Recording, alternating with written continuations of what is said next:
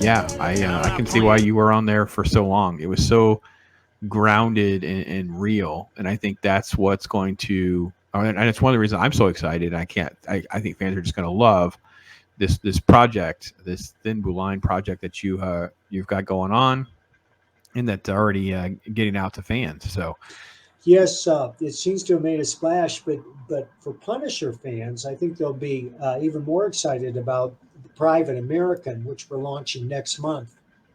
Private American is everything Captain America should be, but isn't, with a little Punisher thrown in.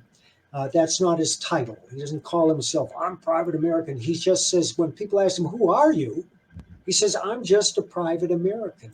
And he's somebody who's disgusted by the chaos on the southern border. And that's where we meet him when the first book begins. He's down on the southern border intercepting terrorists, fentanyl smugglers, and snakeheads because he can no longer stand by while our government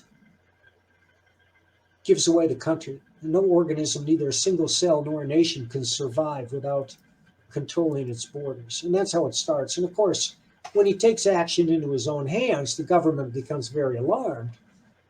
He becomes the enemy. And that's the premise of the book. There's a lot more going on there. And if you're interested, we're launching.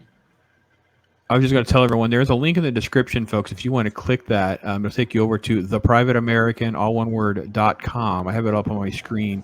It gives you a little bit of a synopsis of what he was talking about there. It shows you this amazing artwork right here on the front that's done by Richard Bonk. And then, of course, there's a notification email you can put right here that lets you get all the information emailed to you whenever those updates come out. And Richard is over halfway done with the art. This book is going to be completely finished by the time we launch next month. Oh, that's amazing! It's awesome news.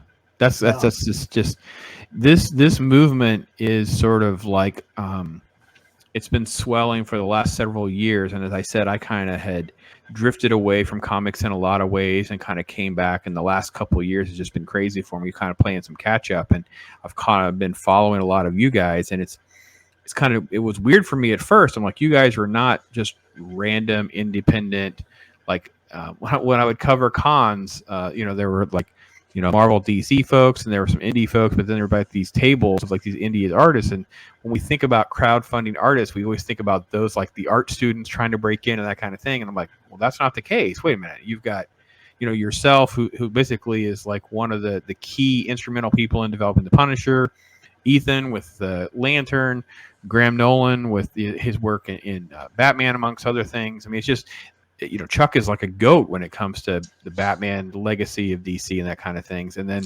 Billy Tucci, Art Thibert, Aaron Lopresti. Yeah, it just keeps going. Aaron Lopresti, and you just kind of keep going on this list. You're like, wait a minute, these are not like the schlubs down some random alley at a Comic-Con. These were the headliners for like over a decade of my life, and like these are the people that created some of the most instrumental books in some of these years. I'm going to do an entire stream on 1992. It's the 30th anniversary of some of this stuff, and I want to do an entire stream on some of these big name comics, top selling comics, and that kind of thing. And to see you start with Thin Blue Line and now Private American, you're also like diving in headstrong into kind of like some political wins. Like, I mean, I got to give you some kudos too, man. You're like, listen, like I'm gonna deal with stuff that's out there, everyone's talking about, and put it in this media. I have to stress here that my first goal is entertainment, and that's number one. I never lose sight of that fact. And none of these books are preachy or didactic. There are no lectures. Good. There's no long, bold statement by a talking head. It's all about the action.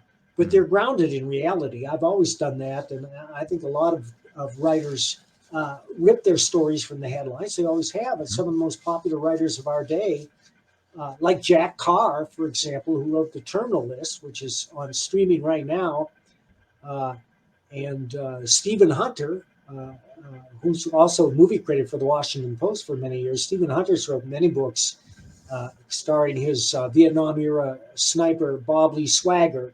In fact, I'm watching a TV series on Netflix based on that character right now. It's called Shooter, but there's nothing unusual about Right. drawing from real events in the real world. And I just want to stress that these books don't preach. They do present a certain viewpoint, as all good literature does. It must necessarily reflect the viewpoint of the writer. Uh, but my primary goal is to entertain, and I never lose sight of that fact. And I strive to make every panel entertaining. I don't think there's a wasted word or a wasted panel in any of my books.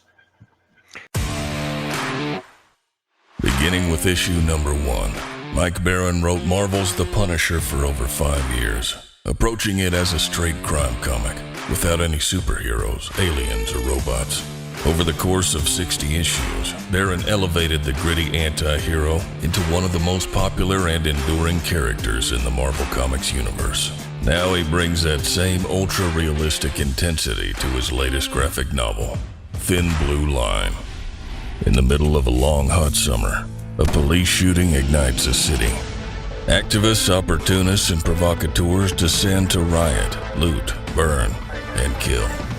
Thin Blue Line follows Officer Valeria Baca and her partner as their detail guarding the mayor turns into a battle for survival.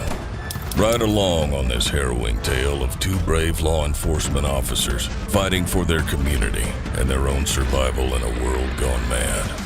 Eisner winner Mike Baron has created an alarming tale that unflinchingly examines human fallibility on every level. Along with penciler Joe Arnold, himself a full-time police officer, and talented inker Jeff Slemons, they've created a moving and entertaining story ripped straight from today's headlines. Thin Blue Line exposes the defund the police movement and its consequences for society, but several comic book companies have refused to publish it.